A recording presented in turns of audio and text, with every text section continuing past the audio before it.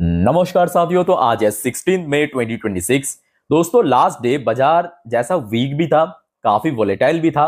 But कल रात होते होते ना पूरा का पूरा मार्केट की सेंटिमेंट वो टोटली चेंज हो गया। देखिए मेरे कहने का मतलब ये नहीं कि यूएस मार्केट बहुत अच्छी लेवल पे क्लोजिंग दिया, तो जी नहीं। कल रात से एकदम शुरुआत से हमने देखा कि यूएस मार्केट बहुत वीक पड़ गया था। चाहे डॉ जोन्स की बात करें, शुरू में ही लगभग 1% गिर गया था। बीच में जब मैं रात की 12 बजे की वीडियो रिकॉर्ड कर रहा था तब कुछ हद तक रिकवर किया था, बट स्टिल क्लोजिंग दिया है लगभग 1% नीचे आके। सेम चीज अगर आप देखेंगे नैस्डैक कंपोजिट, कल शुरू से एकदम से वीक चल रहा था, बीच में बहुत गिर गया था, फिर थोड़ा सा रिकवर करने लगा था, फिर एकदम से क्लोजिंग दिया है अल्टीमेटली 1.5% के ऊपर गिरावट के साथ। बट दूसरी तरफ जब हम नजर डालेंगे कल रात में हमारे गिफ्ट निफ्टी या एग्जिक्स निफ्टी की जो फ्यूचर्स है उसकी क्लोजिंग पोजीशन बहुत बढ़िया था। जबकि अगर आप देखेंगे मतलब 80% केस में ऐसा होता है कि रात में यूएस मार्केट जैसा मूव करता है ना, अगर यूएस मार्केट में रिकवर हुआ तो गिफ्ट निफ्टी भी तुरंत रिकवर कर जाते हैं। अगर डॉ जोन्स नैस्डैक में गिरावट हुआ वहां पे भी गिरावट हो जाता है, मतलब हमारे एक्सजेक्स निफ्टी या गिफ्ट निफ्टी भी। बट कल रात में दोस्तों काफी एक्सेप्शन हमें देखने को मिला। जबकि डॉ जोन्स नैस्डैक 1% 1.5% नीचे था, हमारे गिफ्ट निफ्टी या एक्सजेक्स निफ्टी की फ्यूचर्स क्लोजिंग दिया है 23,769 पॉइंट पे। मतलब एग्जैक्टली जहां पे कल निफ्टी 50 क्लोजिंग दिया वहां से 120 पॉइंट ऊपर दिया है क्लोजिंग। बट मैं कहूंगा उतना ज्यादा देखिए खुश होने की जरूरत नहीं है, क्योंकि माहौल काफी हद तक बदल रहा है और प्रत्येक घंटा बदल रहा है। ठीक है, अब तो मार्केट ओपन होने में काफी बाकी है। आज तो सिर्फ आपके सैटरडे चल रहा है, कल संडे ओपन होगा परसों सुबह। ठीक है, और दूसरी तरफ दोस्तों जो सबसे बड़ा हेडेक भारत जैसे इकोनॉमी के लिए वो है ऑयल, क्योंकि भारत अपने जरूरत की 90% ब्रेन क्रूड ऑयल वो बाहर से इंपोर्ट करते हैं। अब देखिए भारत को सप्लाई को लेके इशू नहीं है, भारत को कहीं ना कहीं से मिल जाएगा। ईरान भी रोक नहीं रहा, यूएस भी रोक नहीं रहा, रशिया से भी आ रहा है, बाहर की देशों से भी खरीद रहा है, वियतनामीज तेल भी खरीद रहा है आज की डेट में। बट जिस भाव में खरीद रहा है ये मेन मुद्दा है। और क्रूड ऑयल की प्राइस कल रात में भी लगभग 3 साढ़े 3% बढ़ गया। और दोस्तों मेरा अनुमान अगर सटीक निकला अगले हफ्ते और भी बढ़ सकता है। अगर ये इंसिडेंट हो गया तो आगे हम इस बारे में चर्चा करेंगे। अब ऑयल के साथ साथ दोस्तों एक और बड़ी मुसीबत है जो 2022 में देखने को मिला। याद कीजिए 2022 में क्या हुआ था। 2022 से दोस्तों याद आ रहा है, रशिया यूक्रेन की वॉर शुरू हुआ था। और उसके बाद हमने क्या देखा, दुनिया की सारे देश की जो सेंट्रल बैंक्स है, हमारे आरबीआई, यूएस की फेड, सब अपना जो पॉलिसी रेट बढ़ा दिया था, रेपो रेट बढ़ा दिया था। कोई 75 बेसिस पॉइंट करके 3 बार बढ़ा दिया। कोई भारत आरबीआई हमने देखा था 50 बीपीएस, 25 बीपीएस, 35 बीपीएस करते करते बढ़ा दिया था, काफी बढ़ा दिया था ना। अब क्योंकि यहाँ पे सेंट्रल बैंक अगर यहाँ पे बढ़ाने का चांस है, क्योंकि इकोनॉमी स्ट्रगल कर रहा है, महंगाई बढ़ रहा है, बढ़ाने का बहुत चांस है, तो गोल्ड एंड सिल्वर की प्राइस अगेन गिरने लगा। कल रात में जहां पे गोल्ड लगभग 2.5% गिर गया, सिल्वर लगभग 9% क्रैश कर गया। अब देखिए ऑयल के साथ साथ हमारे इंडियन रुपए की डायरेक्टली कनेक्शन है। ऑयल बढ़ेगा तो डॉलर की भाव बढ़ेगा, मतलब डॉलर इंडेक्स बढ़ेगा, और डॉलर इंडेक्स बढ़ेगा तो उसके अगेंस्ट में जितने भी करेंसी है इंक्लूडिंग इंडियन रुपी उसका वैल्यू भी ड्रॉप होगा। कल रात में लगभग 96 के आसपास पहुंच गया, और ऐसे ही अगर चलता गया तो मे बी अगले 1 महीने के अंदर आपको 100 रुपीज भी देखने को मिल सकता है, मतलब ट्रिपल डिजिट में पहली बार। ओके, सो देखिए मुद्दा भी बहुत सारा है, काफी अनसर्टेन पोजीशन है। अब चलिए कल मिडनाइट से लेके अभी तक जितने भी अपडेट आया है जियोपॉलिटिक्स में एक एक करके समझाता हूं, शेयर करता हूं। ध्यान से पेशेंसफुली सुनना, क्योंकि यहाँ पे बहुत सारे टेक्निकल। अब आते हैं दोस्तों असली खेल पे। ये है आज सुबह की खबर, सुबह मतलब 8:50 पे। रिपोर्ट के अकॉर्डिंग देखिए ये कंफर्म तो नहीं, ऑब्वियसली ऐसे न्यूज कभी कंफर्म नहीं होता, मतलब ऑफिशियली कोई डिस्क्लोज नहीं करते, बट रिपोर्ट के हिसाब से Trump back from China preps big Iran strike with epic fury 2.0।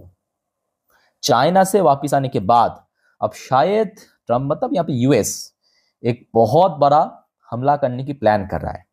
आप पूछेंगे इसके साथ चाइना टूर की क्या कनेक्शन है। दोस्तों बहुत डायरेक्ट कनेक्शन है और बहुत स्ट्रॉन्ग कनेक्शन है। देखिए मेरे बात को ध्यान से समझना। ये मान लीजिए कि हो गया यूएस, इधर आपकी यूएस है, इधर आपकी ईरान है।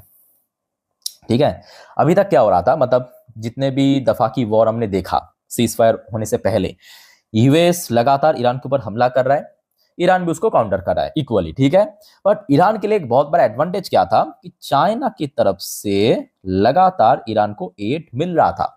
जिस वजह से यूएस की तरफ से जितने भी अटैक हो रहा था वो काउंटर हो रहा था। मेरे बात को ध्यान से समझना, यूएस की तरफ से ईरान के ऊपर हमला था, ईरान को भी मतलब ईरान भी यूएस की जो यहाँ पे शिप वॉरशिप वगैरह उसके ऊपर हमला कर रहा था, अलग अलग बेस में हमला कर रहा था। बट कैसे कर रहा था? सबसे पहली बात, क्योंकि चाइना की तरफ से लगातार फाइनेंशियल एड, टेक्निकल सपोर्ट या टेक्नोलॉजिकल सपोर्ट मिल रहा था।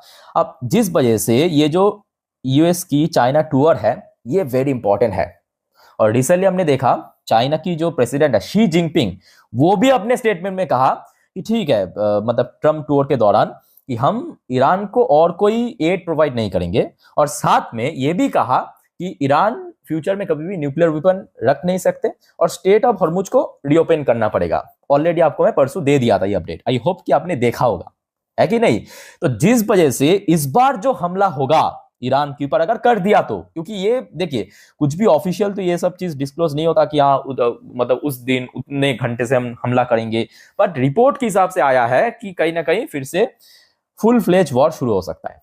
ठीक है, अगर हो गया तो कहीं ना कहीं इस बार ईरान को अकेले लड़ना पड़ेगा, विदाउट चाइना, विदाउट रशिया। मेरा बात समझ आ रहा है? तो कहीं ना कहीं ये ईरान के लिए और ज्यादा घातक हो सकता है, क्योंकि अभी तक चाइना उसको मदद कर रहा था, लगातार जो वेपन्स मिसाइल्स दे रहा था, सप्लाई कर रहा था, बट इस बार नहीं करेगा। ये देखिए मैं आपको थोड़ा सा आर्टिकल, देखिए समझा तो आपको मैं दिया, थोड़ा आर्टिकल पढ़ के सुना देता हूं, ध्यान से सुनना। US president Donald Trump is about to take a critical decision on Iran with his top aide making plan to resume airstrike if he chooses to break the diplomatic deadlock through military force। ये कौन share किया? The New York times ने share किया। Trump had just return from China. और ऐसा हो भी सकता है क्योंकि रिसेंटली हमने देखा काफी बार एक दूसरे के साथ जो पीस प्रपोजल भेज रहा था, कभी यूएस आपके ईरान को थ्रू पाकिस्तान, कभी ईरान थ्रू पाकिस्तान यूएस को भेज रहा था, सब रिजेक्ट हो रहा है, सब रिजेक्ट हो रहा है। कोई मतलब किसी की जो प्रपोजल को एक्सेप्ट नहीं करना चाहते, सब अपना अपना ईगो में बैठा है। ठीक है, बट इस बार अगर हमला हो गया तो कहीं ना कहीं ईरान के लिए काफी घातक साबित होगा, क्योंकि चाइना इस बार मदद नहीं करेगा। बाकी दोस्तों इस मतलब अभी जो आपको मैं समझाया शॉर्ट में, इस बारे में आप लोगों का क्या विचार है प्लीज कमेंट करके बताइएगा।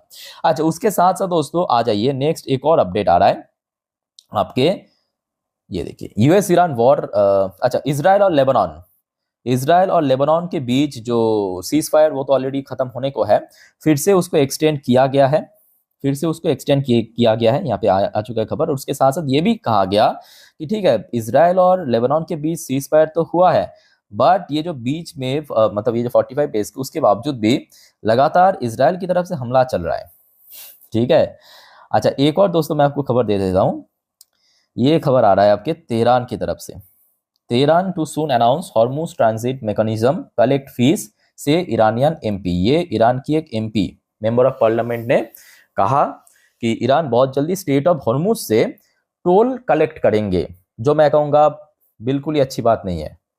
देखिए मैं यहाँ पे ना यूएस को सपोर्ट कर रहा हूँ ना ईरान को सपोर्ट कर रहा हूँ, बट एक न्यूट्रल पॉइंट ऑफ व्यू से कह रहा हूँ, क्योंकि देखिए भारत के ऊपर टोल नहीं लगेगा, याद रखना, क्योंकि ईरान पहले क्लियर कर दिया, ये जो 5 देश है Iraq, Pakistan, Russia, China, Bharat, ये 5 देशों के ऊपर कोई टोल चार्ज नहीं होगा। बट स्टिल बाकी जो दुनिया भर की 190 या 200 जितने भी देश है उसको वो तो लगेगा ना। तो क्या होगा, ऑयल प्राइस जितना नीचे आना चाहिए उतना नीचे नहीं आएगा, ऊपर से महंगाई भी बढ़ेगा, और इसको देखा देखी फ्यूचर में दूसरे देश भी सेम चीज अप्लाई करेगा।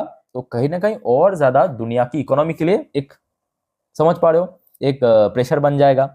तो ये मैं कहूँगा ईरान की सही डिसीजन नहीं है। और इसके खिलाफ देखिए यहाँ पे चाइना भी इसके खिलाफ है, भारत तो इसको खिलाफ ही है, और यूएस भी ऐसा करने नहीं देगा। और उसके साथ साथ दोस्तों एक और खबर मैं आपको देना चाहता हूँ, ये भी ईरान की तरफ से आया है खबर। ये खबर है आज की, अब देखिए कोई पुरानी खबर नहीं है, ये आज की खबर है। ईरान से Pakistan lead mediation facing hurdle, calls for larger India role. दोस्तों एक कहावत है कि देखिए बेटा चाहे अपने आप को कितने बड़े समझ ले, कितने बड़ा तोप समझ ले, भाई बाप बाप होता है। इस बारे में आप लोग क्या सोचते हो कमेंट करके बताइए जरा। तो कुल मिला के दोस्तों इस प्रकार की माहौल है, तो आप समझ पा रहे हो कि कभी भी हमला हो सकता है यूएस की तरफ से, फुल फ्लेज वॉर, जैसा कि मार्च में हमें देखने को मिला था सीज फायर लागू होने से पहले वैसा वॉर शुरू हो सकता है, तो उसके लिए आप मेंटली प्रिपेयर हो जाइए। बट भारत के लिए मेन मुद्दा वॉर नहीं है। मैं आपको एकदम डे वन से ही, जब से शुरू हुआ था February 28 को, डे वन से बार बार कह रहा हूं, भारत के लिए मेन मुद्दा वॉर नहीं है। वॉर तो पिछले 4 साल से चल ही रहा है, रशिया यूक्रेन के बीच और इजराइल और हमास के बीच। मेन मुद्दा है ऑयल प्राइस, ये मेन मुद्दा है भारत के लिए। वॉर चलता गया बट ऑयल प्राइस अगर डाउन रहा तो उस केस में भारत की इकोनॉमी को कोई खतरा नहीं होगा, भारत की शेयर मार्केट को खतरा नहीं होगा। बट ऑयल प्राइस ही अगर बढ़ता गया, भले ही वॉर हो ना हो, वो भारत की इकोनॉमी को और ज्यादा नुकसान पहुंचेगा। ठीक है, आगे की जानकारी दोस्तों तो वाइंड अप करता हूं। टेक केयर, बाय बाय, जय हिंद।